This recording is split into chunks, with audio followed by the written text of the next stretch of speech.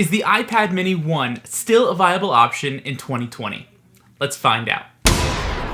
Hey, how's it going? I'm Anthony and welcome to my channel. So the iPad mini was released all the way back in 2012, meaning that it is currently an 8-year-old tablet. For computers, 8 years is an extremely long time. That's like the dinosaurs to the humans, man. But can this 8-year-old device still handle what we want to do in 2020? And is it even worth it? Before we discuss that, let's figure out what this thing actually boasts. This iPad mini 1 boasts a 7.9-inch display, 512 megabytes, yes, megabytes of RAM, 1 whole gigahertz dual-core A9 chip, and 16 gigabytes of internal storage. iOS 10 and above is not supported on this iPad. So is the iPad mini 1 still worth it in 2020? The answer is yes. Technically, the iPad mini 1 can still work in 2020.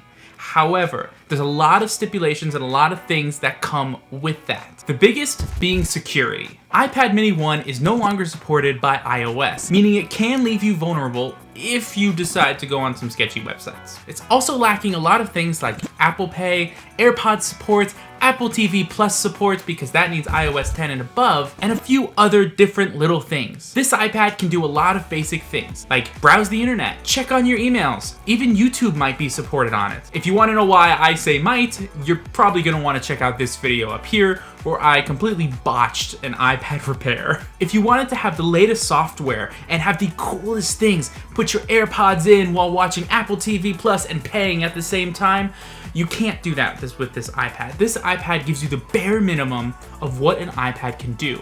There are a lot of different things you can do with it, like I said earlier. Now, if I were to have this iPad, what would I do with it? I would use it as a teleprompter for videos like this. I would use it as a simple reading device. I would use it to browse the internet, check emails, and just kind of relax with it. But you can get this iPad overall for really cheap considering it's an Apple product. You can get this iPad for around $100 online on eBay and secondhand shops, but you can also spend about $30 more and get the iPad mini 2, which is an upgraded model of this and does support higher iOSs. Sadly, that still does not support other iOSs like iOS 13. The earliest one you can get with that is the iPad mini 4. So is the iPad mini 1 worth it? Yeah, if you have a very low budget, you want an iPad just for reading or browsing the internet, and if you want to take some decent and pretty crappy overall pictures. So let me know down in the comment section below what iPad you're going to get, whether it's the new iPad or if you're going to wait for one of the newer iPad minis, because there's rumors going around right now that the iPad mini 6 is going to be released soon.